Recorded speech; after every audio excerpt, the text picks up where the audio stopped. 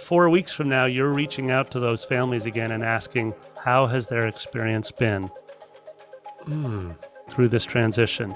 And so if you hear back from most of those families and they're like, it's been great, it's been seamless, this new teacher really gets my child, that means you've maintained that triangle of trust. From the point of getting 1 week's notice from the teacher quitting, all the way to the point of the family having a new teacher for 4 weeks and reporting back that it's been a really, really solid transition. And they'll say they're grateful for all your time and attention.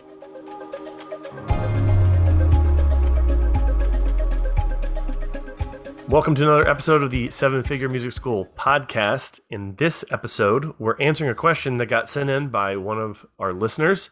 I'm just going to start by jumping right into this question, and then we're going to answer it. So the question, Nate, is as follows. I have a teacher who is quitting in a week. What is your process and system for when teachers quit? Should I phone all the parents myself and let them know that I will have a new teacher for them? Or should I let the teacher do that on their last day? Also, one of the families has gone through 2 teachers in 2 months.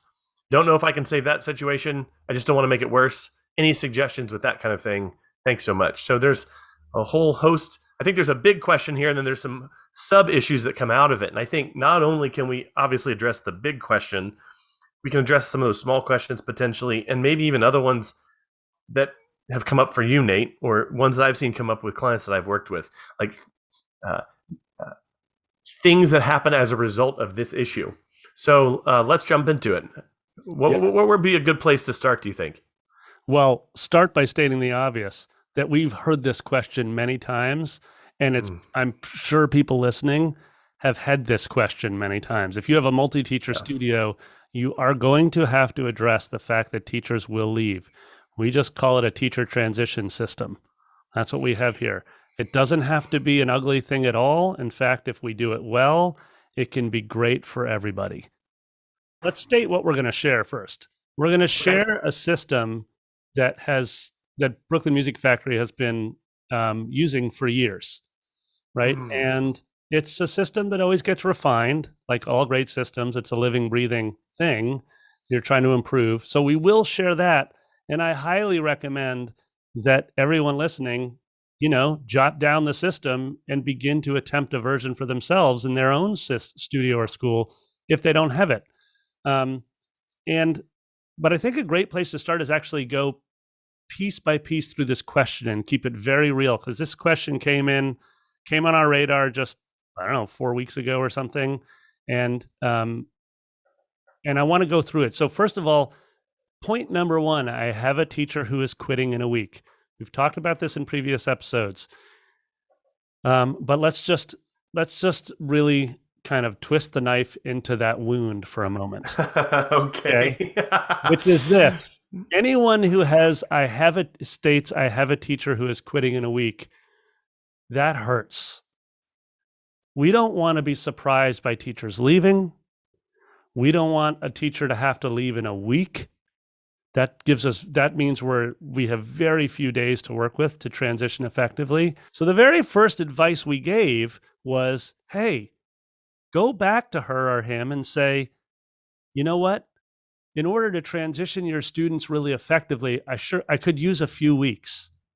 Do you think you could extend your last day out a couple of weeks so we could do this really effectively and ensure that they have the best possible experience moving from you to a new teacher? So that's step 1. You just ask them right out of the gate, I need this kind of time in order to do this transition really effectively. And then here's the nuance on that. Frame it in an effort to benefit your students and in an effort to benefit the family. This isn't about you, the studio owner.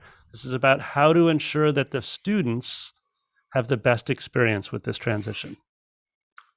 In the spirit of this being a freewheeling conversation, I'm going to ask a question here, and I'm just going from gut. I could be over-interpreting the scenario because it could be they're quitting in a week, but they've known for 2 months. It could just be when they wrote to us. You know what I mean? But But let's just, for the sake of argument, say that this is a sudden thing. Tell me if you think I'm wrong. A part of me, gut reaction, feels like that's actually a little bit of a red flag. In other words, if it is actually a short-term thing, is that indicative of a deeper problem? If that's happening often, at least, if you have team members that are suddenly surprising things on you, Nate, do you feel like I'm maybe off base here? But there's something about that. If that is the scenario, that feels a little bit wonky to me, to use one of your words. What do you think? Hell's yeah, it's a red flag. This is Okay.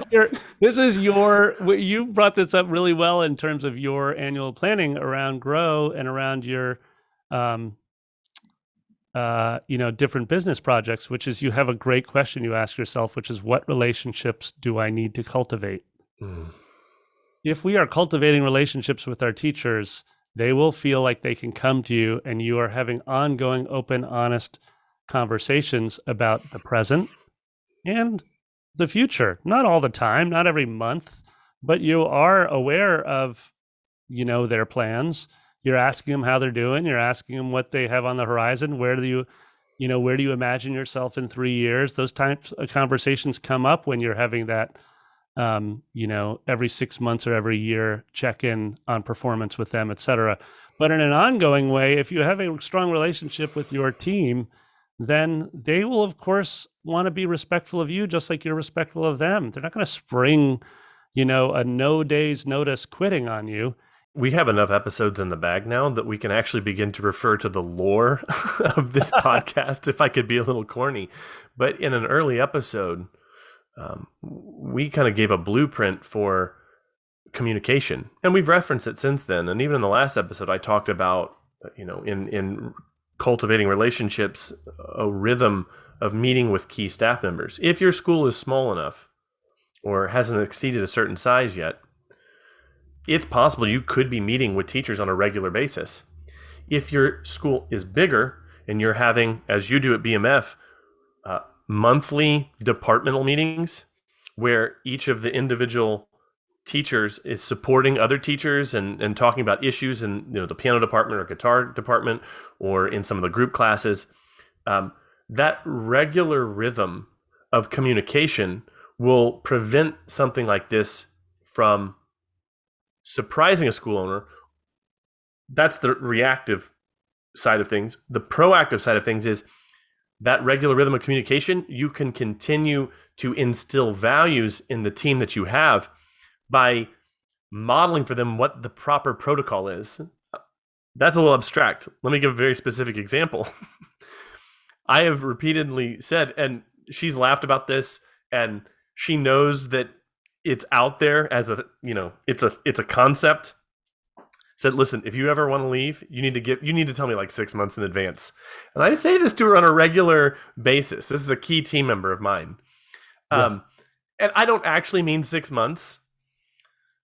It's almost like a joke, and that number has changed a little bit, because it isn't like a rule. It's just, but there's this expectation that's been set that, like, hey, your role is so key, and there's transition that would have to be done, that this is what I'm thinking of in terms of, if you're ready to move on to the next chapter or something like that, this is what I need. I don't communicate that way to every single team member.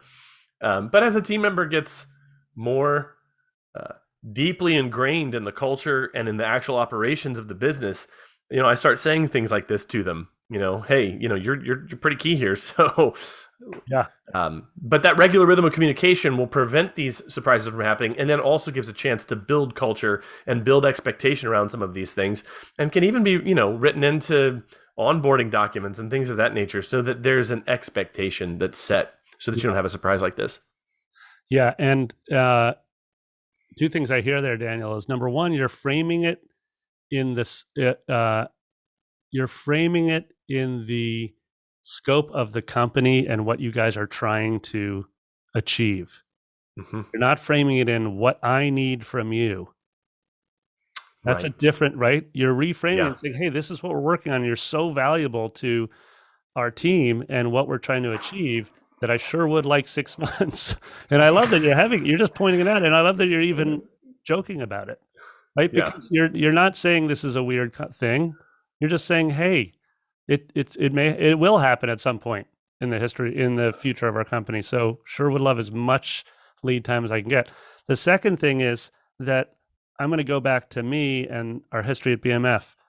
One of the reasons why, and we're going to get to the next question, do you have a system for transitioning teachers? One of the reasons why we now have a system that we put in place that we use consistently is because we did it very wrong. Like back in 2017 or something, we did it with a highly valuable teacher. She was moving on, and then it just completely went off the rails. She ended up, quitting. Instead of there being a really great transition.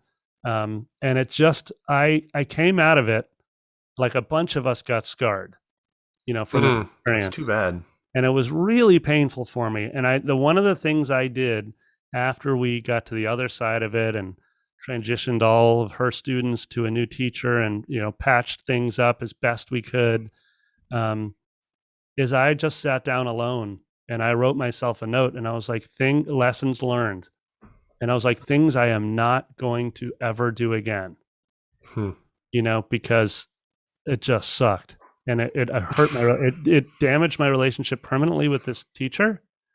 And it made me feel like, it made me feel gross as a business owner and dirty and like not the way I intend to meet and work with other humans. I was just like, this is I'm never doing this again. I'm doing it. Oh, go ahead. Yeah, no, fire. I was gonna say, what's the main thing that you, in hindsight, what was the main mistake you made? Like, what's the number one thing that comes to mind as the biggest mistake you made in this transition? Okay, can I answer that in a two-parter? Sure. Number one is we didn't have a clearly stated transition plan that the director, this teacher was in the band department and the director of bands was addressing the transition. He didn't have a clear roadmap to work from. Okay. So everything was kind of reactive. It was like one meeting to the next meeting to the next meeting. We couldn't actually say this is where we'll be 4 weeks from now. When we follow this transition system and every step along the way as best we can. Yeah. Second thing is, I, as the owner, didn't listen to my gut in the moment because I put 2 other department directors in the room to try to manage. And I said, you know what? This is just, they'll learn how to do it. Oh. And in the moment, I knew in my gut, I was like, wait a minute, something's not feeling right. But I read once in a book that it's supposed to go like this, this, and this. And so in the moment, instead of just saying, I'm going to walk into the room and actually manage the energy right now and figure out what the next best step is, I left. I was like, let's just see what happens if these other team members handle it. And this is when you're talking about HR, when you're talking about human relations, right? Resources, and you're talking about working with your team, this is one of those instances where, yes, you have systems, but you also have to be so mindful of what your gut is telling you in the moment, because these are people we're talking about. This isn't dollars in the bank. This isn't friggin', metrics on a dashboard. We are relating to other people that we want to have lifelong relationships with, where we're helping them thrive in whatever they're moving on to, and they're helping you thrive as your school continues to grow. So I just didn't listen to my gut in the moment, and I didn't walk back into that room and say, hold on a sec, let's just push pause on this process. It doesn't feel right to me. So some takeaways I'm already getting from this are, 1, come up with a plan prior to all this. And we're probably going to, we're going to share that. 2, don't abdicate your leadership role, which for a smaller school, they won't even have the opportunity to do this. They're going to have to, they won't have a department head to turn it over to, but they could abdicate in just trying to be as hands-off as possible, get the person out. Oh, like, this feels gross, I don't want to do this. So, and then the third one, maybe before we even get to the step-by-step, the practical how-to, I'd like to actually park here for a second. The third step I'm going to be a little facetious here. I'm going to be a little sarcastic. Have emotional intelligence. Be intuitive. Now, that is a little bit tongue in cheek because you either have emotional intelligence or you don't. Your EQ. Oh, I'm going to work on my EQ before this departmental meeting. Oh, I'm going to work on my EQ before transitioning this teacher. That isn't as helpful as what are some things you can do to be intuitive or emotionally intelligent in that process. Can you kind of dig deep here, Nate? This is a tougher question, I realize. Mm-hmm. Can you dig deep here maybe and talk about what practical things that people can do to be sensitive in this process? There's probably some things I could mention, but and if you want me to start, I can, but I thought I'd ask you first. Well, I think you raise a great question there, Daniel, because this is one way that I oftentimes lean on my business partner. Now, she has very high emotional intelligence. She's like, Nate, something. What do you think about this? And she'll always try to get me to slow down. So I'm a quick start, hyper rational, love numbers, love systems, love to like launch things, but I don't slow down often. So I would say, you can't work on your EQ before the meeting, but you can do certain things, yes, that's what I want to get to. Yeah, you can step into the meeting with some basic questions, right? And then you can step into the meeting with a simple intention, which is if things start to feel weird, first of all, don't speak. Take a couple of breaths. Just take a few breaths. 3 is my magic number. I take 3 breaths and I say, can you just tell me more about that? Right? Because that's the little tip number 1. In the moment, you can work on it. And in the moment, you can slow down. So two things. And as I was reflecting on them, I realized that they're practical, but they're not in the moment. There's something that one of my mentors called off the spot training. 2 ways that I depressurize these conversations and have a better experience of them is 1, I will try to I will plan out my questions in advance. Yes. Even if they end up not being that great, and later I come back and be like, oh, I didn't even need that question. And in the moment, I realized I didn't even cover this topic. Just having that list there to guide me to not project a sense of leadership, but actually it is leadership. But it creates a different kind of environment when that person feels like, oh, I'm not the one on the spot here. So having those questions pre-planned before. And then a lot of times to depressurize these conversations, I will send questions in advance to them so that they have a chance to prep for the meeting so that they don't feel pressurized. So if both sides are coming in a state of already kind of knowing what it's going to be, not that I send all the questions, I just send the questions that they'll need to have thought of beforehand, the environment is so much more calm. But it actually has little to do with what you do in the moment. But because there's a sense of preparation on for both parties ahead of time, it does give you a more room for creativity and spontaneity within the meeting, because you're not spending all of your emotional power and your willpower on just like even trying to navigate the meeting itself. Like if you've kind of agended it out, I just made up a word, call Webster's. Because you made an agenda in advance, it really does depressurize that situation. Which, by the way, I'll just close with this thought, not the episode, but this thought, that this isn't just true for transitioning teachers. This is true for annual reviews of a staff member. This is true even for a more challenging conversation, like a job performance issue that comes up ad hoc throughout the year. Like just doing this is in general good wisdom. Yeah, totally. We're not winging it. Dude, this is a perfect segue to our systems, because the next question he asks is, what is your process and system for when teachers quit? And guess what? We have prepared questions, and we have a prepared process, and we have set number of meetings to get from notice given, I'm quitting, to new teacher in place, and students, hopefully, and families trusting your new teacher. So could we do that at a high level, just like we did in our last episode? Like bang, bang, bang, bang, go through those steps to give people an overall sense of the process. And then maybe if we want to dive in with questions after, we can. Totally. So it's like a 1, 2, 3, 4, 5, 6 stepper. Okay. And within each step, there's some meetings that need to be had. There's some communication, some actions. And by the way, in our case, we create an Asana. I mean, we use Asana to manage our projects, but you could just have a checklist. Just make it the Google Doc checklist for your transition, and then just make that a template. And anytime you have a teacher leaving, you just open up your templates, make a new one. Name it after the teacher. So step number 1 is we complete the student information inside the teacher's transition doc. This is very simple. This is just all the students listed on one side, basic information like age and level, a little notes area. This is just a Google spreadsheet, by the way. There's nothing fancy. Just a notes section. What are they currently working on? And another notes section.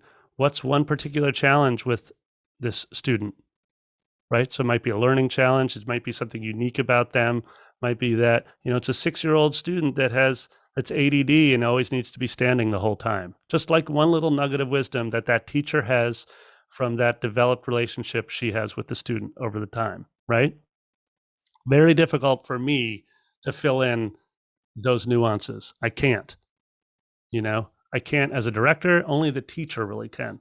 Okay. So that's step 1, is filling out that transition doc. So step 2 is, once you've confirmed the new teacher, you co-create a week 1 lesson plan with the old teacher and the new teacher. So what that means is you ask the old teacher to create a lesson plan for that first lesson when the new teacher is going to come in. And by co-creating, meaning that she now shares it with the new teacher. Now, dig it, nuance here. What if you don't have a new teacher? You've gotten only 1 week's notice. You cannot hire in 1 week. Then you're hiring internally. Someone like I might swoop in to sub during the transition stage, or we're going to bring in substitute teachers to come in. But those substitute teachers are going to act as the new teacher in this instance. So you're asking your old teacher to create the lesson plan, and you're asking that new teacher or the sub who's building that transition weeks while you're hiring a new teacher, that sub's coming in. And then you're moving on to step 3. You're booking an exit interview with the person who's leading, we call it people power, otherwise known as human resources. That exit interview with the teacher leaving. And we could talk about an exit interview script at another time. That would be a great episode, by the way. So anyways, write us if you want to know about that. Then you include the new teacher info into the final report, i.e. that lesson plan that you're sending. So you have this old teacher leaving. You have the new teacher coming in. They co-teach the last lesson, right, of the old teacher and the new teacher. They co-teach that. So they're there together. The old teacher's making an introduction to the parents and to the students of the new teacher. And then when you send that lesson report home to the family, they are reminded all about the new teacher. Their name, maybe a little fun fact, little thing they did in the lesson together. Anyways, that's that transition. Finally, you're going to do a couple of just logistical things. You're going to go to the old teacher and be like, hey, we're going to close down your school email address within a week. So why don't you go ahead and just dig out anything that you want that's personal within there. Just grab your own personal emails. That's just respect to the teacher leaving. Like, she's got probably a whole bunch of info in her Google Drive and her email, things like that. Just like, hey, we're going to close it down in a week. You got 7 days to grab whatever you want. And then finally, hey, we'd like to get it back whatever property you have, keys to the school, maybe you've lent them instruments, whatever. Hey, we'd just like to get that back within a week. Does that work for you? And so that's the final step, is just sort of putting a button on it. And there it is. That's the transition. Now, we have some other great questions that are going to dig into, but those are the steps. And I imagine within those steps, and um, there are subtleties, there are nuances, as usual. Applying it to your exact situation isn't always going to look this way, but even that one example can be really helpful. And again, as I mentioned before, having a mentor to walk you through your version of that can be really, really helpful. Nate, did you have anyone help you with this? Or I know your business partner for one, but Oh, did you hell have yeah. any experience We've had, of getting outside input? yeah, totally. We've had both coaches. I've been working with coaches that have coached me on how to improve the business, how to improve Brooklyn Music Factory systems, and then I've also gone to my friends, other business owners in my masterminds, and just been like, "Hey, how can I improve this?" Um, and then finally, you know, just like you and everybody else listening, probably I've read some books on it where I just Mm, like, huh, this is interesting. I think I'm going to borrow that piece. Let me give you one example of a piece. We're going to get into it that came through. Oh, another friend who ran human resources for another company, and I asked her how she handled transitions. Here's a little nuance within steps 1 and 2. When you complete all the student info inside your transition doc, you're asking the teacher to do that. You're also saying, hey, by the way, don't communicate with your families about the transition. We will communicate about the transition. So we own the communication and the tone of that communication. So the minute they give notice, you say, okay, we're so sorry to hear you leave. Please don't share that with any families until we circle back and let you know a good time to communicate that. And when the good time to communicate that is going to actually be is that after makes the sense. school has communicated it, and then they've communicated it by introducing the new teacher to the family. Have you ever had any challenges with getting teachers to follow this process? Has that ever been Mm-hmm. a thing for BMF? Yeah, so that's a great question. So people are always like, we've heard this, right? We've heard this with other school Yeah. owners where we've shared the system and coached them through it, where they've said, yeah, but my teachers won't do it. Mm, They won't fill out the transition doc. And I always say, well, then are you paying them for their time to do it? And they're like, well, no, I mean, well, I would, but they still won't do it. I'm like, well, this is getting back to your comment, Daniel, about how to have a good meeting and how to set up an agenda. We just book time with the teacher. We do it mm. with them. So, for example, our private lesson director will just sit down with them and say, "Hey, let's book an hour. It's paid time. You're paid your teaching rate, and let's walk through and co-create this transition doc."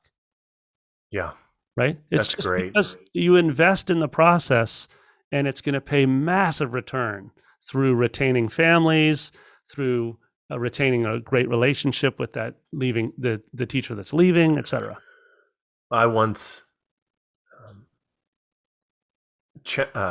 I once worked with a school owner, and we actually had her tie their final paycheck to a checklist of items they needed to complete, one of which was not this particular version, but a version that worked for their school of transitioning over. And um, she got a lot of compliance when she started doing that. And it worked so well that she actually started tying monthly payment to a certain checklist of things to be done. Ooh, And something that had only been done in a spotty manner before by her teaching staff, all of a sudden got a lot easier to get compliance from her teachers, because the first month that they didn't do it, and they're like, hey, well, hey, where's my pay? Oh, we're on this new, I can't remember the exact phraseology that right. I kind of gave to her, but oh yeah, as soon as you complete the checklist, we release the payment. And it was a rude awakening for some folks who thought, oh, I guess I can ignore my boss. I guess I can ignore the person who's running the school here. I know better than them how to run this school. They don't need this report from me. Uh, and it made her life way easier, because because what was happening, I don't want to get too far afield here, but what was happening was um, they were actually making massive mistakes in how they were billing uh, Right. students and all these sorts of things, because these teachers weren't turning these reports in.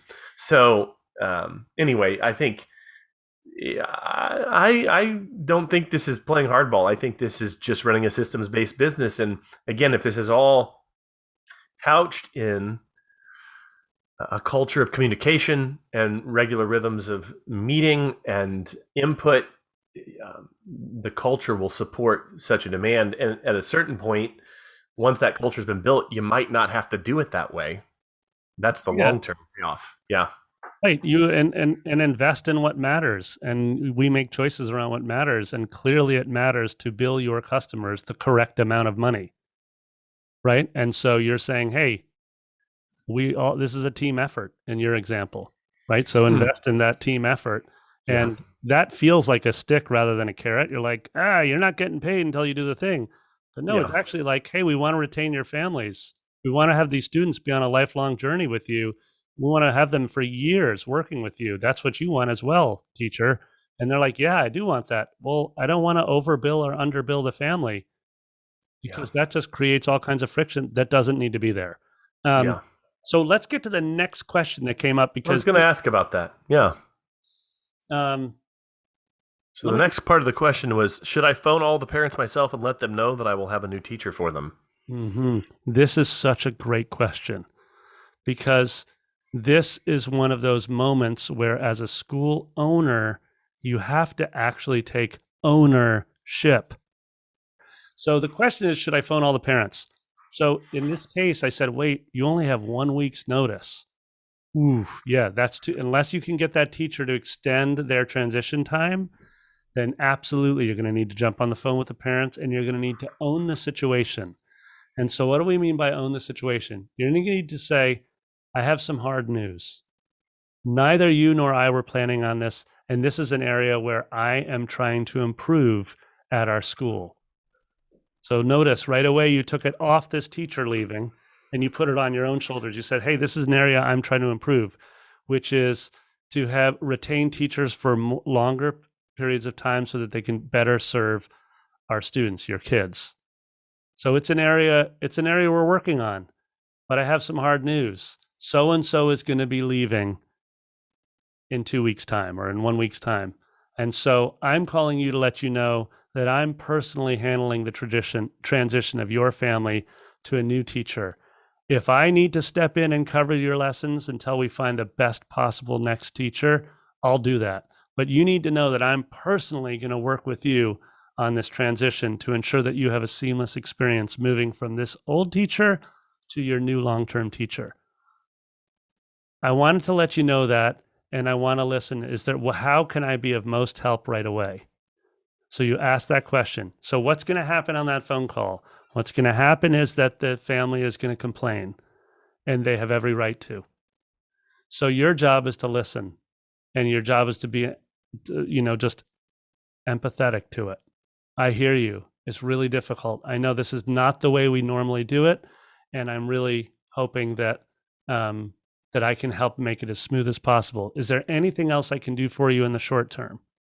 Then what's going to happen is the family is going to, once they've vented their frustration, which they need to be able to do, they're going to say, I appreciate you calling. That's heavy right there. I appreciate you calling, because the other option was avoid or Nate, not calling. And then it's just an email, right? Or avoiding it altogether and they're surprised when there's a new teacher that shows up in 2 weeks, right? So they say, I appreciate you calling. 9 times out of 10, those families are going to now give you the room you need to try to transition and find that new teacher for them. There's going to be 10% of your families that are going to say, that's it, I've had enough. And you have to know that and be okay with that as the owner.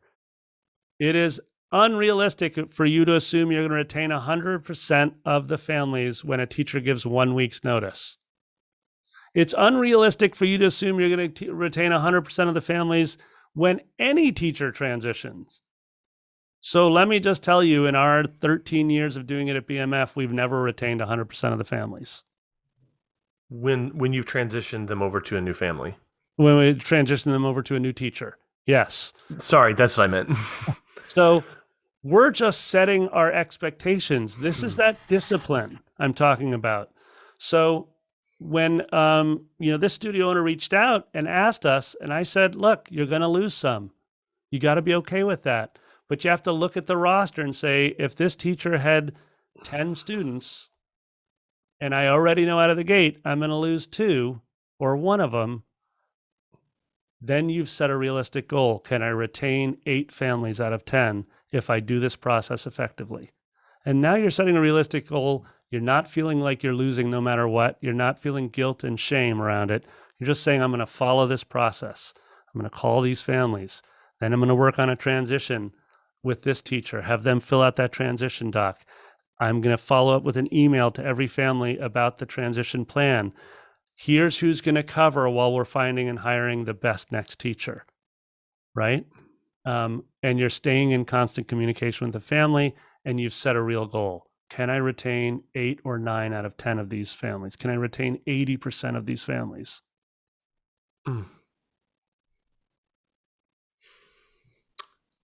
You actually answered the question I was going to ask. What's the retention number, or what? What were you going to ask? Yeah, although there's a part of me, and I don't know, I might cut this out later, but there's a part of me that hears that, and I kind of internally rail against it because of the law of expectation. If I go into something expecting only 80% success, I'm probably going to, over time, reach that goal. But if I go in asking myself, what can I do? What can I say to this family for this to be a non-issue for them? I don't know. This might not be the venue for me to challenge you on that. But and, it could be me being a bit naive, but I think back, obviously different circumstances, but even my studio where I had some hard news to deliver that could potentially lead to losses. It certainly made sense. Like, oh, I'm going to announce this, or we're changing this, or I'm moving them to this time, and or I'm raising rates by over 20%. And the thought being, if I minimize this and just assume like this is the most natural thing in the world and it's not a big deal, and keep their eyes on the long-term goal, can we keep them? Maybe you all already baked that into the system, and even having baked some of those questions in the system, all you're doing is reporting that, yeah, even with us doing 100% these really effective things, we lose people. In which case I back down from my guns. But I don't know. It just struck me weird because I always kind of enter these situations thinking like, okay, how can we get a perfect outcome from this? It didn't always happen, but by trying to optimize for that, sometimes I actually did, I wouldn't say luck into that, but planned my way into that, or felt my way through that process. So again, I don't know if this is the venue to bring this. I might cut it, Nate, but you have thoughts? Yeah, no, I think you're raising a great point, which is essentially mindset around how you're going into this. And different scenarios, I have a different mindset around. In this particular scenario, it's 1 week's notice. And then the follow-up question where the teacher said, one of these families has gone through 2 teachers in 2 months. I don't know if I can save that situation. And so, Daniel, I've gone through different phases of this for myself around setting the mindset, which is, and I've used this term now. I used it in our last episode around planning, and I've used it once here, and I stay there. I'm going to use it again here, which is this idea of disciplined optimism. My challenge personally over the years was a mindset of anything's possible all the time, and anything less than 100%, I feel like a failure.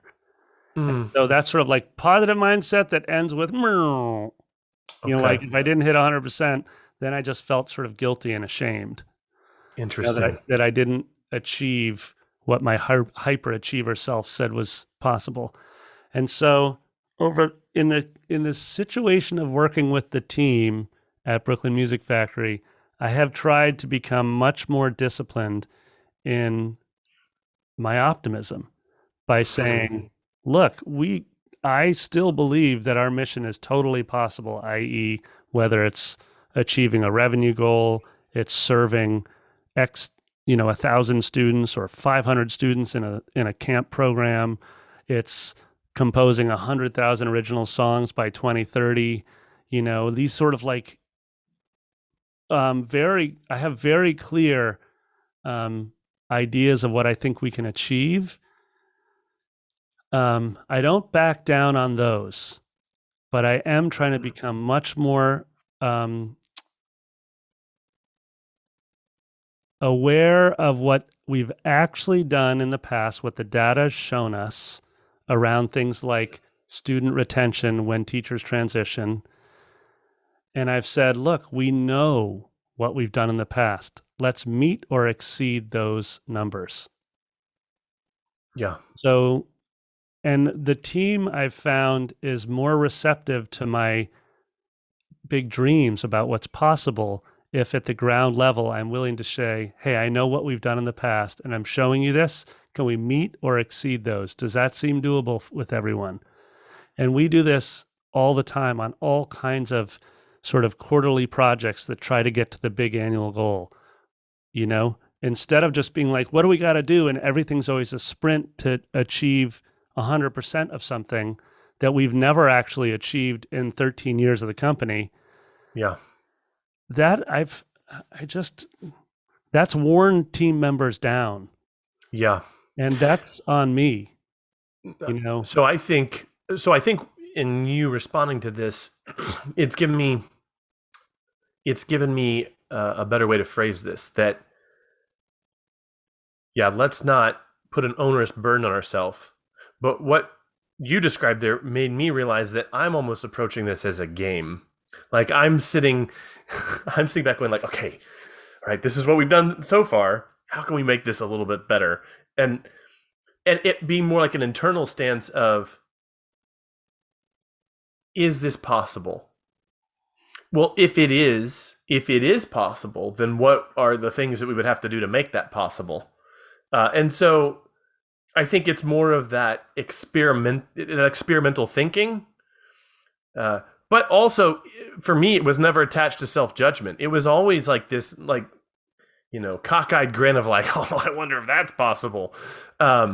So yeah, I think experimentation combined with no self-judgment, and if you have a team that's involved in the project, being careful how you communicate all that. There's a healthy balance and mix of, if you have a healthy balance and mix of all that, perhaps you can get to that point. But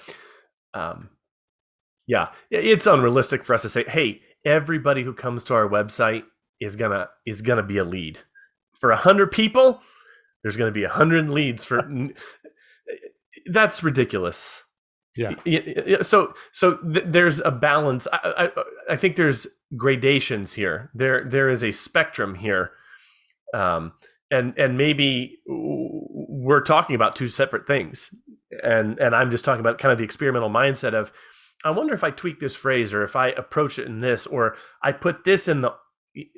You see what I'm getting at there? Versus going to the team being like, we have to get 100% retention in this transition. Yeah, that's unrealistic and probably demoralizing. So I don't know. Interesting thought experiment. Maybe we'll keep it in the episode. If you're hearing this, I did. Yeah. So Nate, I think we did cover a lot of that last question. Do you have any other thoughts about that last question there? Yeah. What is it realistic? What happens with the family that's gone through 2 teachers in 2 months? Yeah. The only thing I would conclude with is that, you don't need to be perfect at this as an owner. You're not supposed to be. Everything you and I have talked about, Daniel, when we talk about a system for transitioning teachers, we are talking about a system that you're refining over time and discovering what works and how, as you put it, to improve a little bit on your retention of families by refining that system.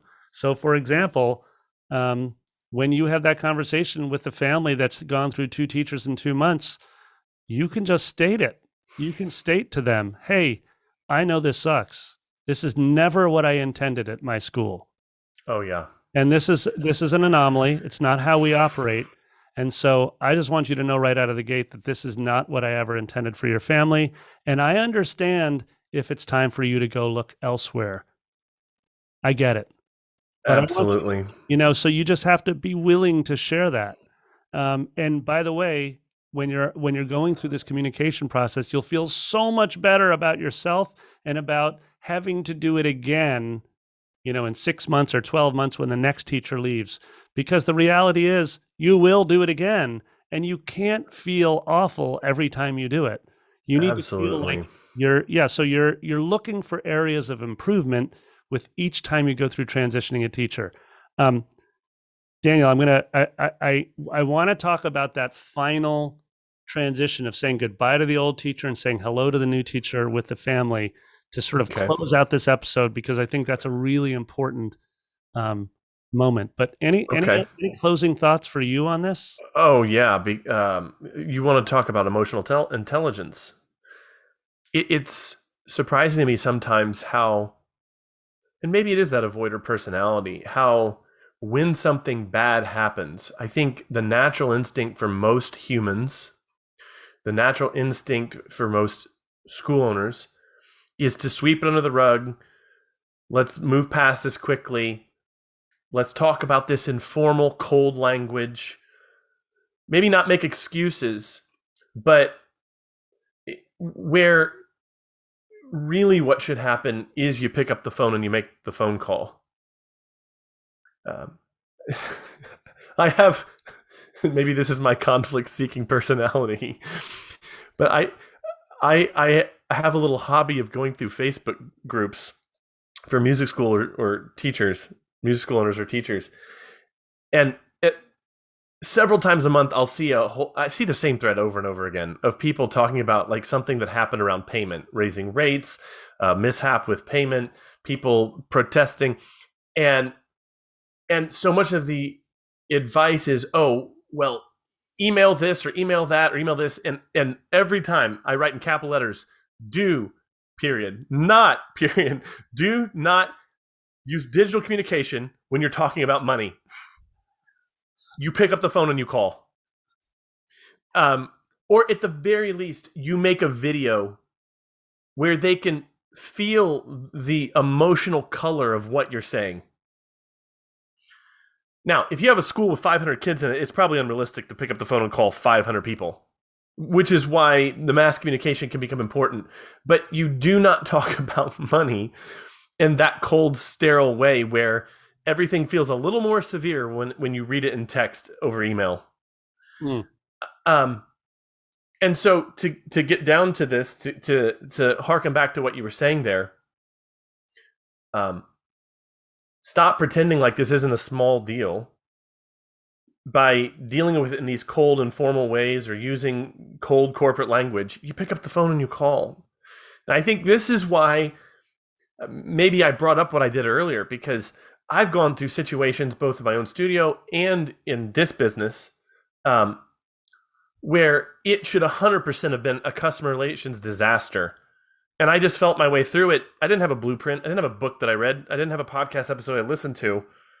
It really came just down to me working with my coach over years and him beating into my head this idea of like, oh, you said that to them? Like literally, I would run game tape with him on how I handled situations in my coaching practice, in my studio, and things like that. And he just, at the time, he was light years ahead of me in terms of communication and emotional intelligence. Oh no, this is how I would have done that.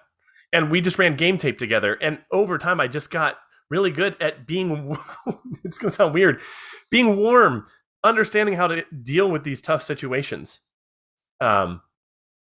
which for a conflict-seeking person was a really good skill to have. Well, Daniel, so that's my thought. Yeah, and you raise a great point. I'm gonna put a button on this episode with just a couple of nuances around the transition, so that our listeners who are going through a transition with a teacher now or soon, which will probably be basically almost everyone, have some concrete actions that they can take on it. And then, of course, just to repeat what we say in every episode, be sure to visit our landing page. It should be in the show notes, and then write us a question. This was a great question. Ask a more detailed, nuanced question around transitioning teachers, and we can do a whole app on that. But you raised such a good point, which is this. You're going back to your coach and you're asking for guidance on how to improve communication.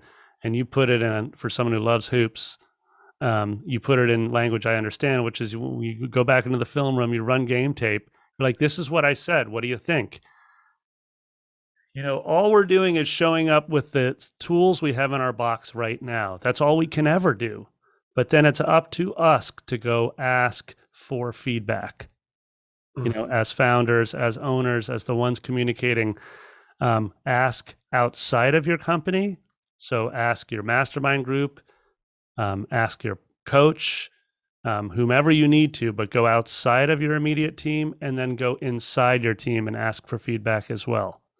How would you have done this differently? Here's what I shared, and see what feedback you get from your team. So I think that's really important.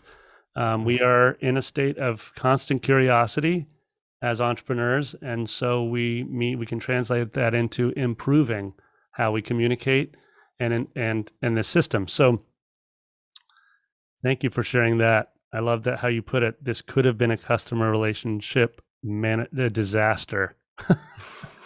No. So, okay. So let's say you've gotten to the point of your leaving teacher is committed to transitioning her students the best way she can. She's filled out a transition doc. She's created the final lesson plan. She shared that final lesson plan with the new teacher. Then you show up to that lesson. Now, here's the thing. In advance of that lesson, whoever does communications with families at your school, if it's you, in our case, it's our director of family communication who handles all enrollment. Jessica will send out an email CCing the new teacher, the old teacher, and the family, right? And we'll say, we're so excited to introduce this new teacher. Here's a little bit about her.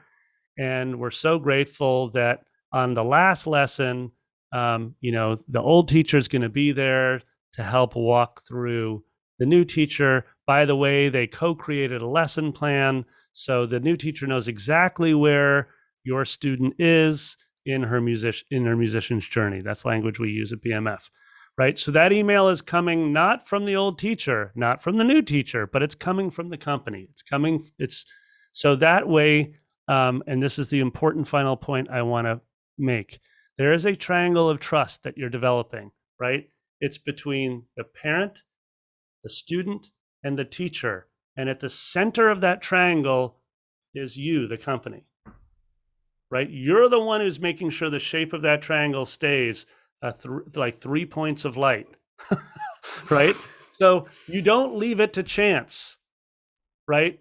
That the student might know that there's a new teacher coming or might not, that the parent might know about the new teacher or might not. You are at the center of that triangle, right? So what we're trying to do is maintain the triangle of trust through the transition. So if you only want to adopt a few of these steps or none of these steps, you can at least set yourself a goal and intention, which is to maintain the triangle of trust in a way that feels right to you. But so if it's a month later now, the new teacher's been there, and 4 weeks from now, there's a final step. We didn't put it in here. But the 4 weeks from now, you're reaching out to those families again and asking, how has their experience been through this transition? And so if you hear back from most of those families and they're like, it's been great, it's been seamless, this new teacher really gets my child, that means you've maintained that triangle of trust. From the point of getting 1 week's notice from the teacher quitting, all the way to the point of the family having a new teacher for 4 weeks and reporting back that it's been a really, really solid transition. And they'll say they're grateful for all your time and attention.